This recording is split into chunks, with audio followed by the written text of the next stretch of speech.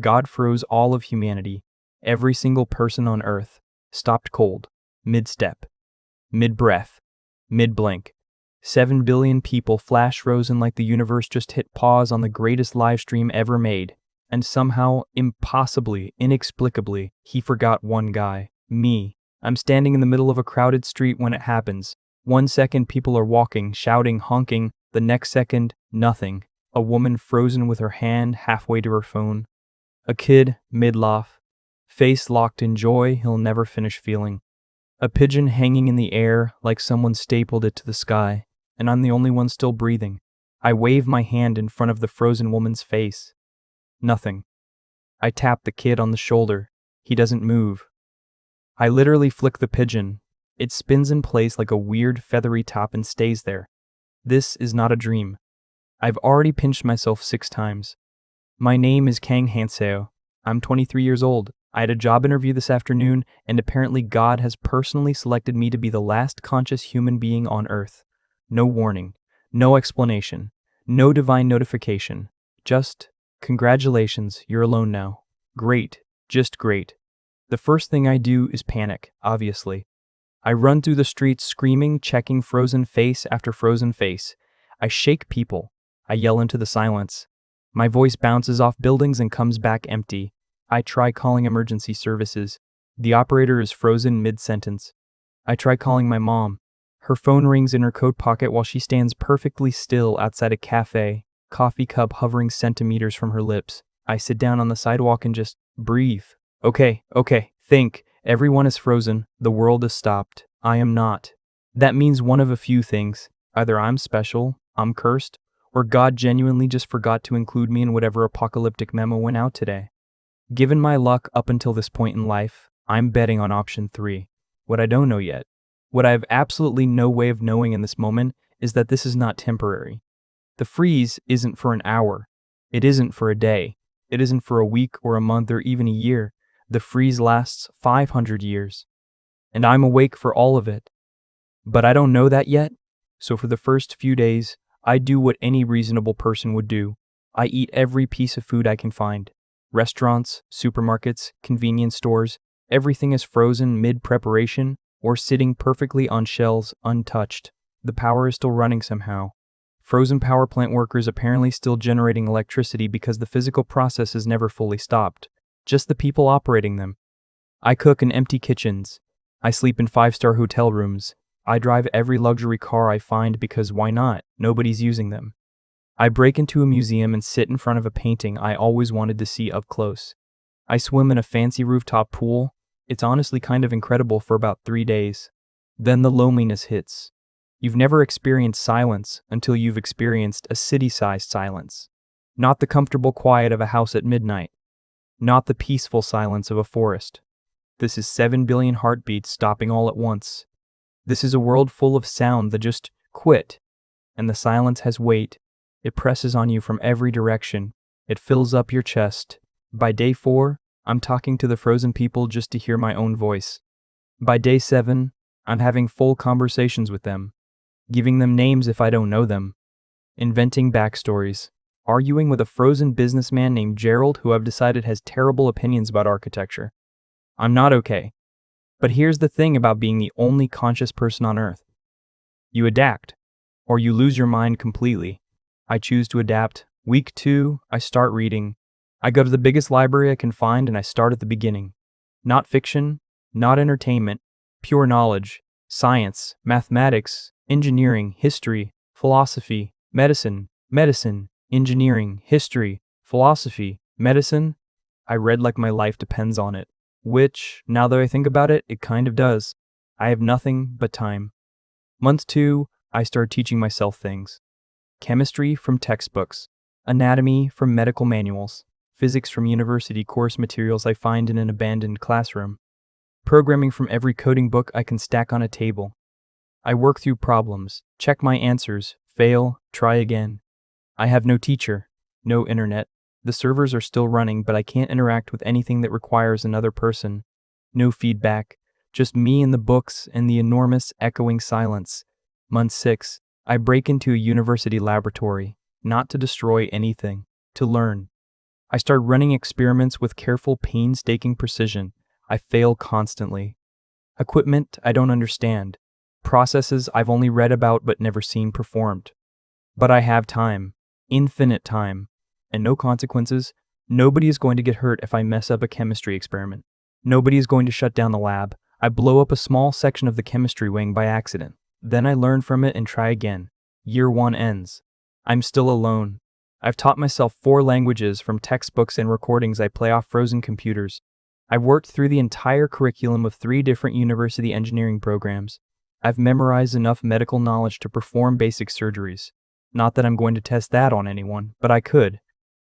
I've started building things. Small mechanical projects at first. Then larger ones. I've also started exercising obsessively because otherwise I'd go insane. Martial arts from books and videos I watch on loop. Weight training in empty gyms. Running through silent streets at dawn. By the end of year 1, I can read 6 languages, build basic electrical circuits from scratch, perform emergency first aid, and fight well enough to handle myself. A year ago, I was a nervous 23-year-old on his way to a job interview. I wonder sometimes if God froze the world just to give me the greatest self-improvement arc in human history. Year 2, I find the note. It's not a dramatic discovery. I'm not searching for it. I'm cleaning out a library office. I've claimed several buildings as my personal spaces at this point, and I maintain them obsessively because routine is the only thing keeping me sane. And in a forgotten drawer, beneath a pile of old correspondence, there's an envelope, sealed, with my name on it, my actual name, Kang Hanso. I stare at it for a very long time. Then I open it. Inside is a single sheet of paper. The handwriting is clean and precise, and what it says stops my heart. This was necessary. You are the anchor. When time resumes, everything you have learned, everything you have built, will matter. Do not waste it. Do not despair. 500 years will pass for you. 500 seconds will pass for them. We are sorry it had to be you. There was no one else who could survive it. P.S. The basement of the National Science Institute. Go now. I read it 4 times. Then I sit down on the floor. 500 years. 500 seconds for everyone else. An anchor. Whatever that means. And a note that someone wrote knowing exactly where I'd be and when I'd find it. Someone knew. Someone planned this. God, or whoever is running the show, not only froze the world on purpose, but specifically, deliberately, chose me, and didn't bother to explain why until year 2. I have a lot of feelings about this. Most of them are not polite. But I go to the basement of the National Science Institute. What I find there changes everything. It's a room, sealed off, accessible only through a hidden panel I have to practically demolish a wall to reach. Inside the room, technology that shouldn't exist, equipment so advanced it makes every university lab I've broken into look like a child's toy set. Computer systems running on power sources I don't recognize, screens still active, displaying data that scrolls in a language I've never seen before, and in the center of the room a single chair, a headset hanging above it, and a screen with one line of text in perfect Korean, "Sit down. Your education begins." So I sit down. I don't even hesitate. At this point, what's the worst that could happen? I've been alone for 2 years on a frozen earth. Mysterious chair in a secret basement? Sure. Absolutely. Why not? The headset drops onto my head the moment I sit, and then everything goes white. What follows is not something I can easily describe. The best I can say is, imagine having every piece of human knowledge physically installed into your brain. Not gently, not gradually, like someone opened the top of your skull and started pouring an ocean in. I scream for what feels like days. When it ends, I'm still sitting in the chair. I'm soaked in sweat, my hands are shaking. And I know things I didn't know before, not just facts, understanding. Deep structural understanding of concepts I've been grinding through in textbooks for 2 years. The math connects, the science connects. Everything I learned the hard way suddenly links together into something coherent and vast. I also know the name of what I am. Anchor. A human being chosen to remain conscious during a universal temporal pause. The reason for the pause is something I still don't fully understand. Something about a fracture in the timeline, a necessary reset, a threat that required the world to stop while certain forces were corrected. I'm not just a forgotten bystander. I'm structural. I'm load-bearing. My existence during the pause keeps certain physical laws stable in ways that I can barely grasp mathematically. Basically, without me being awake, everything falls apart. God didn't forget me. God needed me. I sit with that for a while. Then I get back to work. Because I've got 498 years left, and apparently I have a purpose now. Year 5. I've rebuilt the secret laboratory completely, using the knowledge from the headset to understand what the equipment does and upgrade it further. I've established a system of maintained zones across the city, functioning power, clean water, maintained infrastructure, all kept running through careful engineering work. Year 10. I speak 14 languages fluently. I've worked through essentially every field of human knowledge that's accessible in the frozen libraries and archives around me. I'm starting to go beyond, reading the most advanced research papers ever written and pushing their conclusions further because I have time and quiet and zero interruptions. Year 20. I look exactly as old as I did when this started, which is strange. I noticed it slowly. I don't age. Not visibly. The headset knowledge mentioned this too, buried in information I'm still processing. The anger doesn't age during a pause. Time moves differently for me. Another structural necessity. I'm 23 years old in body. I have 20 years of continuous learning behind me. I've become something that has no name for itself yet. Year 50. I've built things, real things, not just theoretical knowledge, actual physical constructions. Systems for purifying water that would revolutionize global infrastructure. Medical equipment that operates beyond anything available in the frozen hospitals. Energy solutions pulling from principles I derive from the headset knowledge combined with my own research. I've essentially become a one-person civilization. I've also started writing. Not a diary, though I keep that too, but actual treatises, papers, designs. Everything I learn and develop, documented with the precision of someone who knows that eventually the world will wake up and these things will matter. I think about the people around me more and more as the decades pass. The frozen woman with her phone. The laughing kid. Gerald the businessman who I've apologized to multiple times for the things I said about his imaginary opinions. They'll wake up in what feels to them like 5 seconds. They'll remember nothing of this pause. They'll blink and the world will snap back to normal, and they will have zero idea that 500 years of time passed around them. But I'll know. Year 100. I have a crisis. It's not my first. I've had dozens. But this one is different. This one is the one where I sit in the middle of the silent street and look at all the frozen faces and understand, really understand, the weight of what this is. 100 years of solitude. 100 years without a conversation, without laughter that wasn't my own, without any human contact at all. 100 years of being the only conscious person in a 7 billion person world. And I still have 400 years left. I allow myself 3 days of falling apart completely. I yell at the sky. I demand answers from whatever divine or cosmic force decided this was a good idea. I throw things. I sit in the rain. Weather still happens. Nature didn't freeze. Only people. And let it soak me completely. Then I get up. I go back inside. I make something hot to eat. And I keep going. Because what's the alternative? Year 150. I've made a discovery. Inside the headset knowledge, there was a fragment I kept returning to without fully understanding. A reference to something called regression capabilities, tools that would be available to me when time resumed. Specifically, the note implied I'd be able to interact with the world in ways that made use of everything I'd accumulated during the pause. At year 150, I finally parse what this means. When the world wakes up, I'll still have everything, every piece of knowledge, every skill. Every capability I've developed over centuries, unaged, unchanged, ready, and the world will wake up exactly where it left off, technologically, socially, historically, but 500 years forward in actual time. Which means a gap will exist, a gap between where humanity thinks it is and where it actually could be. And I'll be standing right at the edge of that gap. I sit with this for a long time. Power doesn't cover it. What I'll have when the world resumes isn't just knowledge that's ahead of its time. It's 500 years of compounded development. It's understanding that has no parallel. Every field of human thought pushed further than any institution, any government, any civilization has ever pushed it. I will be, for lack of a better term, incomprehensibly ahead of everyone. This could go a lot of ways. Year 200. I make a decision. I've thought about this constantly for 50 years. Which is enough time to consider every angle. When the world wakes up, I have options. I could hide when I am, blend back in, live quietly. I could reveal everything immediately and watch chaos unfold as a 23-year-old with 500 years of knowledge tries to explain himself. I could use my advantage quietly, shaping things from behind the scenes. Or I could be strategic.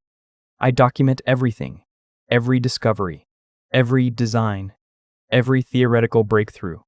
I organize it into formats that will make sense to a post-freeze world, not all at once, carefully, deliberately. A plan for introducing this knowledge in ways the world can absorb without imploding. I also make a decision about myself.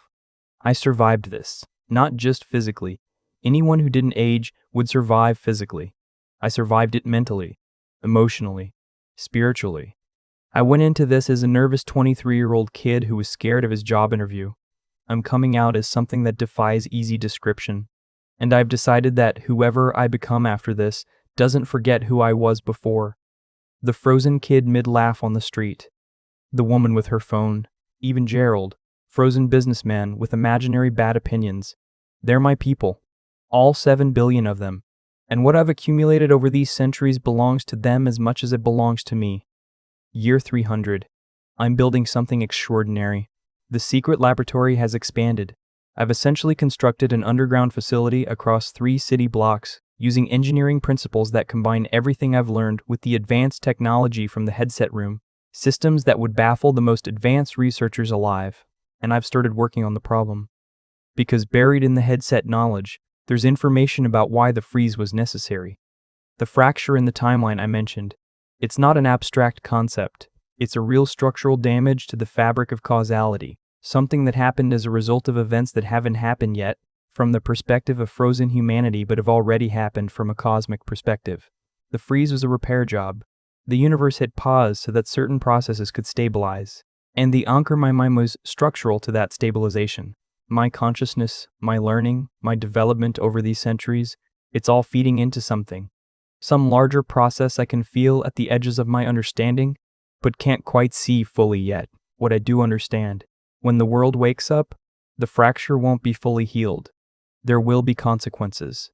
Things will be different in ways that most people won't notice immediately, but that will become apparent over time, and those consequences will require someone who understands what happened, someone who is there, someone who knows.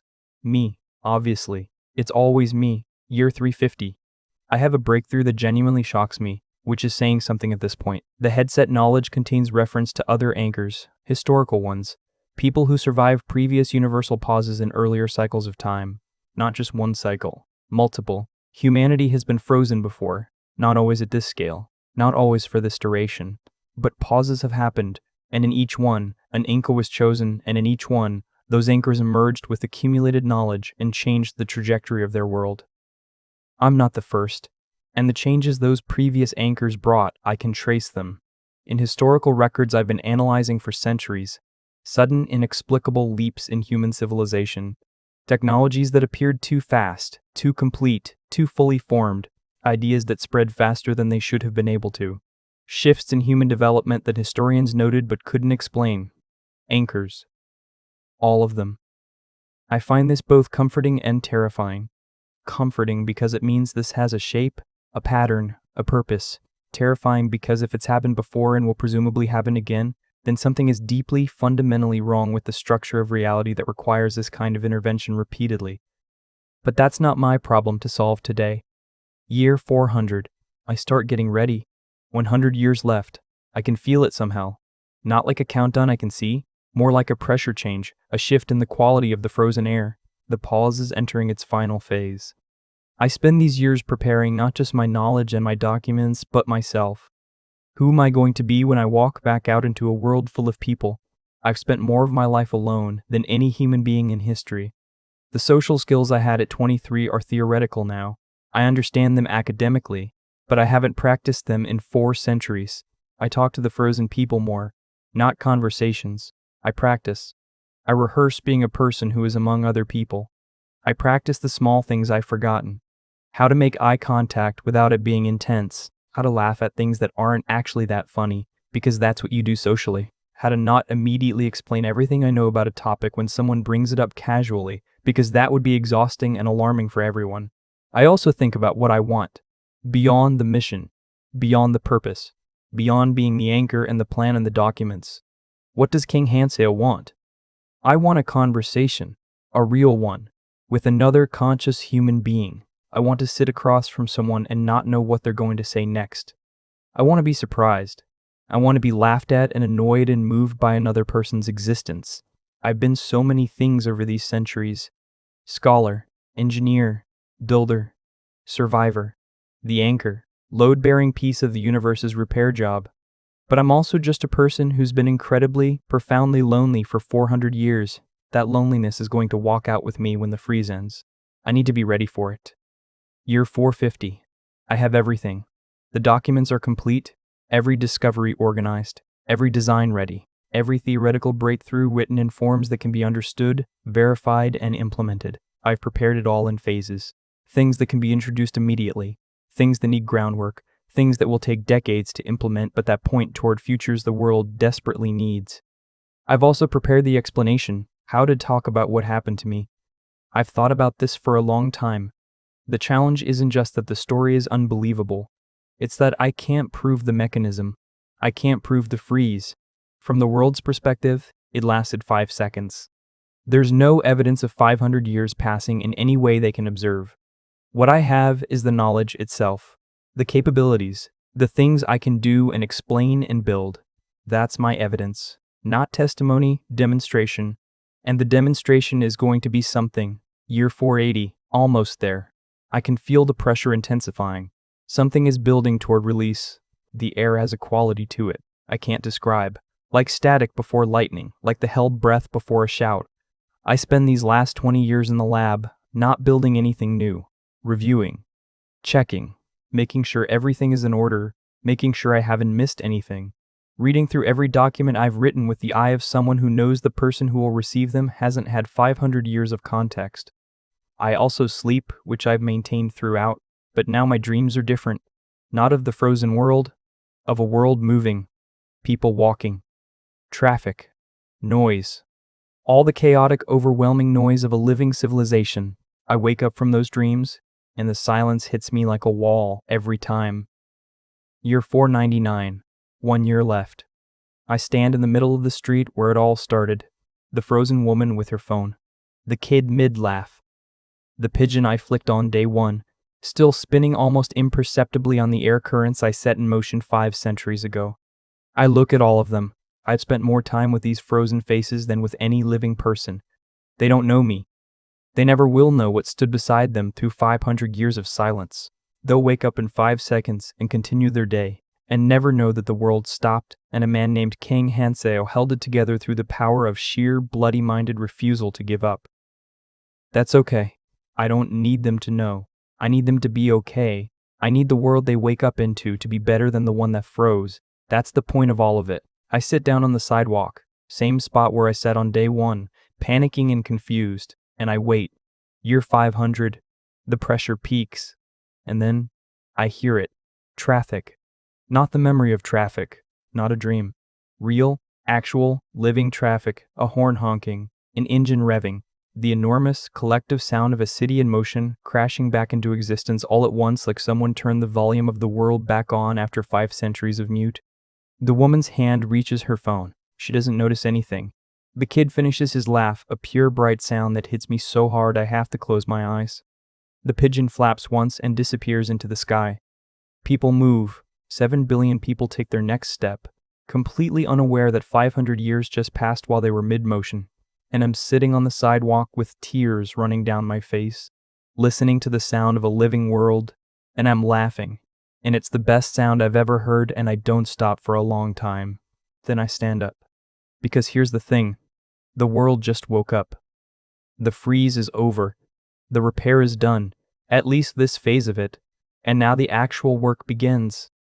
I'm a 23-year-old with 5 centuries of accumulated knowledge, capabilities that have no equivalent on Earth, and a plan that could reshape human civilization if it's executed correctly. And nobody knows any of this yet. The first person to notice me is a businessman rushing past. He bumps my shoulder, barely glances at me, mutters an apology, keeps walking. He's got somewhere to be. He has no idea he just bumped into the most dangerous and important person on the planet.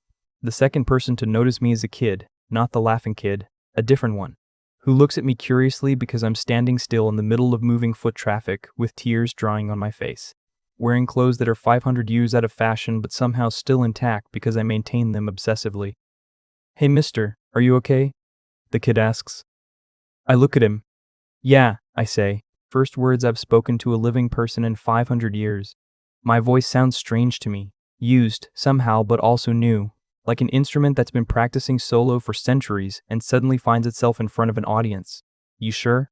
the kid says. "You look kinda weird." I almost laugh. "I'm sure, I'm great, actually." The kid shrugs and runs off. I take a breath. Then I start moving. The documents I prepared are stored in the facility, secure, organized, ready for when I'm ready to introduce them. But that's not the first step. The first step is simpler. I need to re-enter the world quietly, establish a position, start building the platform from which everything else can operate. I'm 23 years old officially. I have no records of anything I've done in the last 500 years, because those years didn't happen to anyone but me. As far as the world is concerned, I'm a regular person who was frozen like everyone else. My job interview was this afternoon. I stop walking. Look at my phone. It still works, 500 years of careful maintenance, charged in my facility, kept functional. The calendar notification is right there. Job interview, 2 p.m. Hey Young Technologies, entry-level research position. I stare at it for a long time. Then, slowly, a smile spreads across my face. Entry-level research position, for a 23-year-old with a degree that barely prepared him for the most basic concepts in his field. For a nervous kid who had no idea what he was doing or where he was going, that person doesn't exist anymore. But the entry-level position, that might actually be useful, because here's what I understand about introducing 500 years of accumulated knowledge to a world that thinks it's right where it left off. You don't walk in and announce everything. You don't show your hand. You find a position, establish yourself, demonstrate your capabilities gradually and strategically, and you let the world come to terms with what you are at a pace it can handle. The interview is in 4 hours. I have 499 years of experience in essentially every relevant scientific field, and the classified knowledge of what might be a divine or cosmic intelligence installed directly into my brain. This job interview is going to be something, but first, food. Real food, cooked by another human being. I haven't had that in 500 years, and I am not going to apologize for how much I'm looking forward to it. I walk into the nearest restaurant, sit down and order basically everything on the menu. The server looks at me like I've lost my mind. I have not lost my mind. My mind is the most organized and comprehensive it has ever been in 5 centuries of continuous operation. But I am not explaining that right now. I eat. It's extraordinary. Food tastes the same as it did 500 years ago, which makes sense because only I experienced those 500 years. But there's something about food made by a living person in a living kitchen, in a living world full of sound and motion and mess, that no amount of solo cooking in silent restaurants could ever replicate. I eat until the server stops looking concerned and starts looking impressed. Then I pay. I have money from the facility, carefully preserved. And I leave a tip that is far too large by 23rd century standards, but that feels appropriate given that this is the first transaction I've completed in 500 years. 3 hours until the interview. I walk through the city. Everything is exactly the same. Identical, in fact. The buildings, the streets, the fashion, even the conversations I catch snippets of, they're picking up exactly where they left off. Because for everyone except me, no time passed. A couple is continuing an argument they apparently started before the freeze. 2 friends are finishing a plan they were making. A street vendor is calling out prices for food that's still at this morning's rates. For them, none of this is strange. For me, it's everything. Every bit of it, the chaos and noise and life of a world in motion after 5 centuries of stillness. I have to stop twice because the emotion gets ahead of me. That's new. I've spent centuries managing my emotional states, learning to regulate, to survive, to keep functioning when every natural instinct screams that this was unbearable. I thought I had it handled. Apparently, standing in a living city breaks through all of that. Fine. I let it. I stand on a busy corner and let 5 centuries of relief crash through me, and people flow around me like water around a stone, none of them knowing, none of them aware. And then I breathe, and I put it back where it belongs, for now. Later, I'll deal with all of it. Right now, I have an interview. Hayum Technologies is on the 43rd floor of a glass tower in the business district. I take the elevator. I haven't been in an elevator with other living people in 5 centuries, and the experience of standing close to strangers, the sounds of them breathing, the slight movements, is almost overwhelming. I hold it together, just barely. The lobby of Hayun Technologies is clean and modern. A receptionist gives me a visitor badge without looking up from her screen. I find a chair in the waiting area and sit. There are 2 other candidates waiting. Both looking nervous, both holding portfolios, both dressed in what is clearly their best outfit. They're performing competence, trying to project an air of readiness. I sit next to them in clothes that are subtly unusual in ways no one will quite be able to identify, and I am more ready than anyone in this building or possibly this city. I am 500 years of ready. One of the other candidates looks at me and offers a nervous smile. Interview? She says. Yes, I say. Me too. Research division? Yes. I'm so nervous, she admits. I've been preparing for weeks. The technical questions for this company are supposed to be brutal. I look at her. She's earnest and anxious and clearly intelligent, the kind of person who would have done well in the frozen libraries. I find myself oddly fond of her immediately, not romantically, just the immediate warmth of encountering a person whose inner life is visible in their expression. You'll do fine, I tell her. How are you so calm? She asks. I think about how to answer that. I've been preparing for a long time, I say. The interview itself is not what anyone expects. They bring me into a conference room. 3 interviewers, senior researchers. By the look of them, the kind of people who have spent their careers building expertise in their fields and know how to recognize when someone knows what they're talking about. They start with standard questions. Background, experience, goals. I keep my answers brief and calibrated. I'm 23, I have a degree, I'm interested in research. Nothing alarming, nothing that would suggest anything unusual. Then they get to the technical questions. The first one is a problem in materials science. Specific, complex, designed to test the upper range of what they'd expect from an entry-level candidate. I solve it, in my head, in about 4 seconds. I write out the solution on the whiteboard they provide, clean and structured, and then, because I can't entirely help myself, I note 2 extensions of the solution that lead to more efficient approaches than the standard answer. The 3 interviewers go very quiet. The second question is in systems engineering. Also complex. I solve it and then explain why the approach their company currently uses. I've reviewed their published papers, which I had 500 years to analyze, has a specific inefficiency that could be corrected with a modification I outline on the board. More silence. The third question is a theoretical problem that one of the interviewers tells me they've included to see how candidates handle questions that don't have known solutions. I look at the problem. It's interesting. It touches on areas of physics that I pushed past decades ago, subjectively. But it's a good problem. A real problem. One that matters. I can offer a partial solution, I say, and a direction for a full solution that I believe is correct but would require further mathematical development. That would be, yes, please go ahead, says the lead interviewer. He's looking at me with an expression I recognize from the mirror in the frozen years. The expression of someone who has just encountered something they don't have a category for. I go ahead. When I finish, the third interviewer has put down his pen and is just staring at the board. Where did you develop this approach? The lead interviewer asks very carefully. Research, I say. Published where? Unpublished. Can we see the full documentation? Eventually, I say. He looks at me for a long moment. Mr. Kang, he says, I want to ask you something directly. Please. What do you want? It's a good question, a better question than he knows. I want to work, I tell him. I have a lot to contribute. I'd like to contribute it through legitimate channels, in ways that can be verified and built upon by others. I'm not interested in shortcuts or spectacles. I want to do the work properly. He's silent for a moment. Entry-level research, he says slowly. That's what you applied for. That's what I applied for. That seems. He glances at his colleagues. That seems like a significant misalignment with what you've just demonstrated. Impatient, I say. Another pause. Would you be willing to speak with our Director of Advanced Research directly? Yes, I say. Today?